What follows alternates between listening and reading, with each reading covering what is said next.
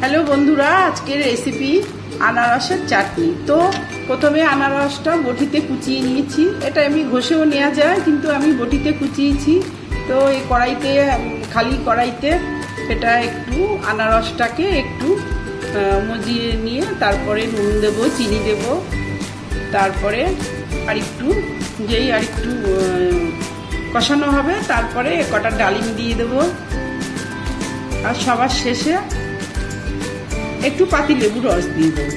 তো হয়ে গেল আনারসের চাটনি। তো বন্ধুরা, এইভাবে বাড়িতে বানিয়ে আপনারা অবশ্যই খাবেন। আর আমার রান্নাটি যদি আপনাদের ভালো লাগে তো লাইক, কমেন্ট, শেয়ার, সাবস্ক্রাইব অবশ্যই করবেন।